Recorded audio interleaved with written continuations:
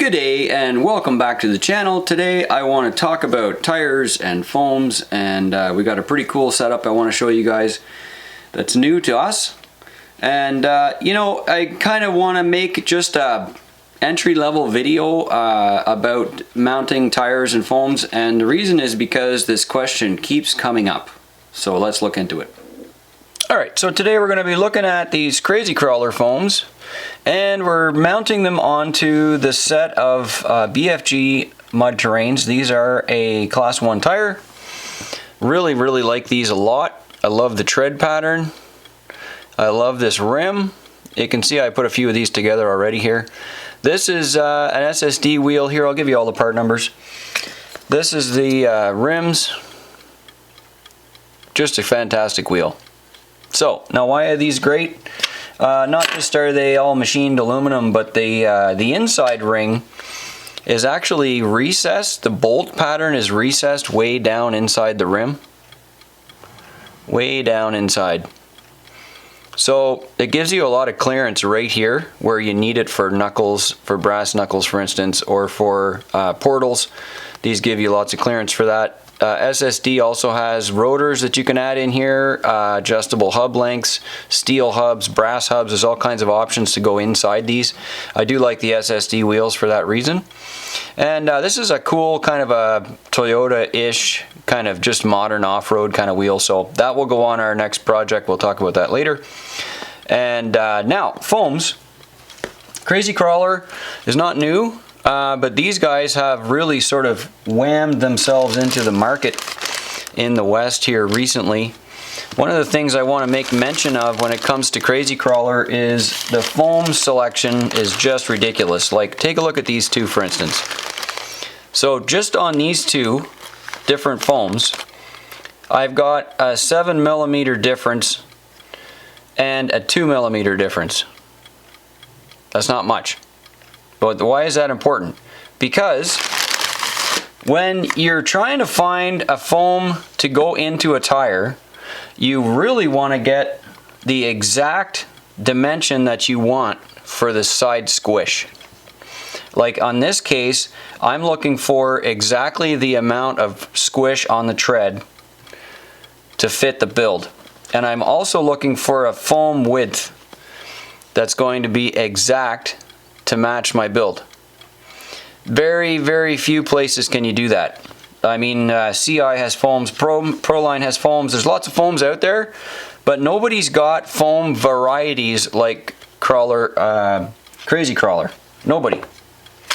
And that's the reason why I love these things to death. Not to mention the fact that because you can tune them with so many different size options, the prices are great, but you don't have to get a soft, squishy foam and then ram it into your tire and hope that it's like going to be good enough because the foam is too big for the tire. You don't need to do that anymore because Crazy Crawler actually does all the work for you. So the inside ring actually fits inside the Crazy Crawler foams, which I also love. So you can see here that there really isn't much squish left over. When the ring goes inside, I don't have to stretch the foam out into some crazy egg shape just to shove this in here. The hole inside is a really good size for these kinds of ringed beadlocks. Love that. So you can see that. So, but is this ready to go? And the answer is still no. And I'm going to tell you why. Let me shove this in here. One of the things that plagues beadlock mounting all the time, and it's even worse if you have squishy foams, is this edge right here. You see here, the foam is actually beyond the metal ring. The foam is sticking out past the metal ring right there. Both sides. The metal ring is actually not as wide as the foam. And no matter how you try this, that will cause you problems when you're mounting your beadlock, because you're going to be squishing the tire right in between there. And if the tire has to go around the foam and then to the metal, the foam is going to be in the way, and it'll actually compress every single time. It will compress onto the ring and your tire bead will look stupid. So we're going to do a trick which I call this diamond trimming, and this is going to get cut out of that. So what we're going to do is simply trim out the inside of the foam into a tiny little bit of a chamfer. Okay, we're going to take the foam, we're just going to squish it so it's kind of flat, and then we're going to scissor off just this much on a diagonal. Okay, all the way around. That's it. So we're going to scissor this off. If this is a soft, squishy foam, you're going to do this. If this is a totally stiff laser cut foam like these, you're going to do this. If you've got a 2-stage that's not pre-cut on the inside, you're going to do this. Doesn't matter which foam you buy. This is something you're going to have to do on every single beadlock. See that? That's it. This little diamond thing here, this little triangle thing here, this came out of here. And that's it. And the reason you do that is because now when I put this in, I can actually fit the ring. So now the ring is going to touch the tire right there. There will be no more foam in the way. Let me do the other side. Alright, both sides of these are cut. And now we're going to do the full assembly on this. I'll describe to you why I'm using the foam I'm using on this. In the back here, this is the rear, I picked a foam that was a little bit narrower for more flatness of the tire, more squish on the tire than these ones. So this tire here, I don't know if you can see that here, I'll see if I can show that. These kind of have the same kind of flatness with that foam diameter. This one doesn't. So maybe you can see that now.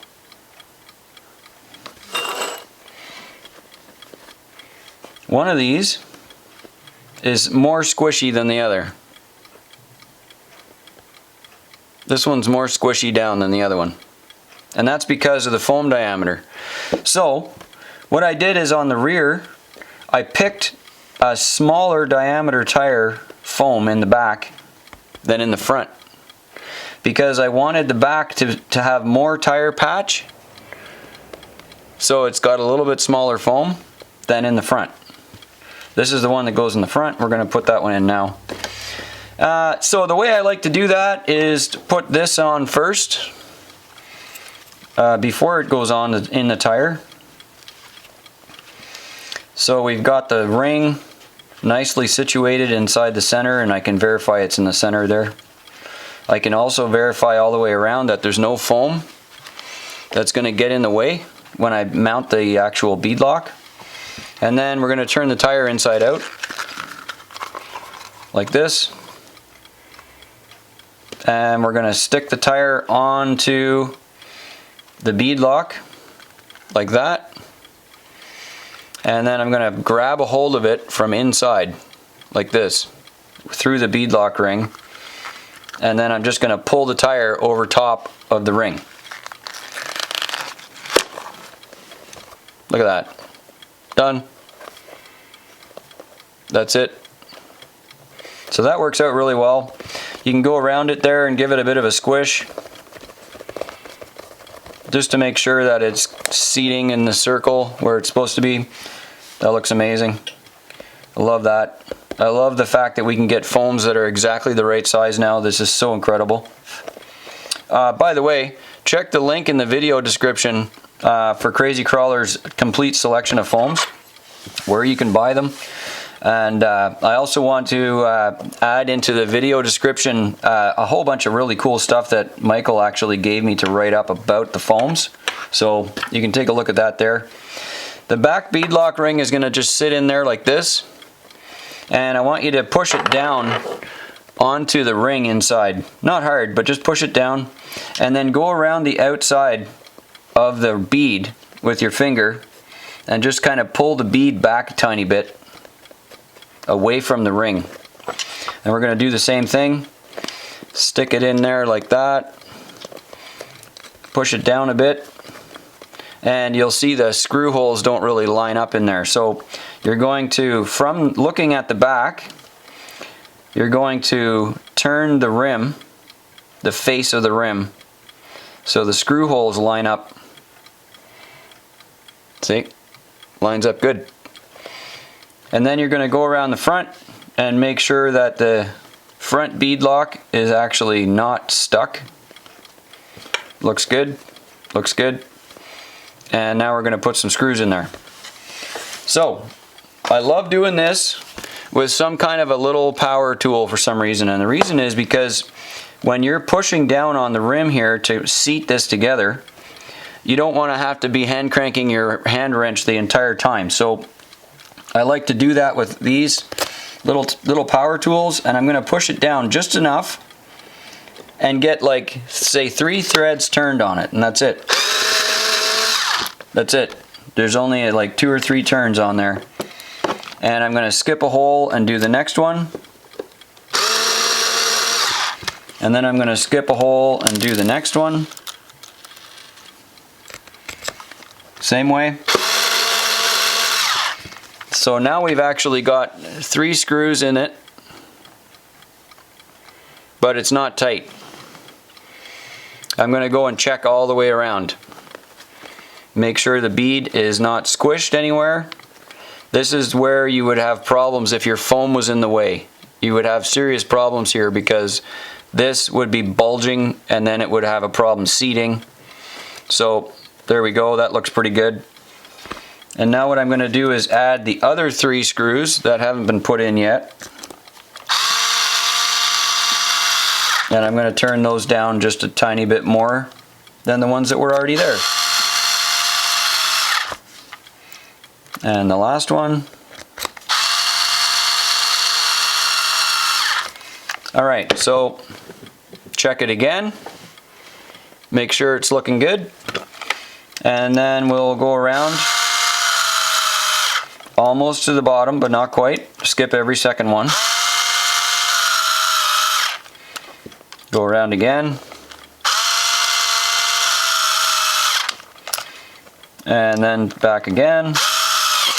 There's the bottom. I'm not torquing them down, just so they touch. There, that's good enough. And now we're going to do the ones that we skipped. Pop. I don't want to torque these screws down. I just want to touch the bottom. And we should have one left. And I think we got them all. Now I'm going to do them by hand. That's important because you want to get a feel for whether they're tight or whether they're still got a couple turns to go, and you want to make sure that you're not like really over torquing these screws. They just need to be seated and that's it. Now if you've checked your bead locks all the way around on the other 2 stages, then when you pull this open to take a look, this should be absolutely perfect now. There should be a perfect ring, mated, perfect bead lock all the way around. Backside should be perfect. Look at that, it's perfect. This is a controversial subject, but I always vent my tires. You'll see here I've got these ones done. There's actually a hole in the rubber right there in the middle. See that? There's a hole in the middle. I always vent the tires. I do that with this tiny little pair of snips, and I just pinch the bead lock, the tread, sorry, I pinch the tread, and then I snip out a little tiny piece of plastic. That's it. Just this tiny little piece of plastic. Snip that out right there, and on the exact opposite side do it again. So what that does is it lets the tire breathe and vent And people will say, oh, but you're going to get a whole bunch of water in there and sand and all kinds of stuff. That's true, but because it's on the center of the tread and it's on the outside of the tire, that stuff all just comes out. If you just spin the tire, all the water will spray right out of the tire. So they vent, yes, and yes, they do pick up a little bit of dust and some water, but they also send it out. So now I've got 2 fronts ready to go, 2 slightly smaller rears ready to go, and they're smaller only because the foam size is different. You can actually see it in the video. That's cool. These are the fronts, these are the rears, and this is now ready to install on my truck. Very happy with that. Well, thank you so much for watching. I hope that helped you out a little bit to give you some ideas on what you can do with these totally incredible foams. Be sure you take a look at Michael's stuff here from Crazy Crawler. This is available, I believe, on A-Main and every possible size on earth, and that's the reason why this video was made. So I appreciate you guys watching, and we'll see you on the trail.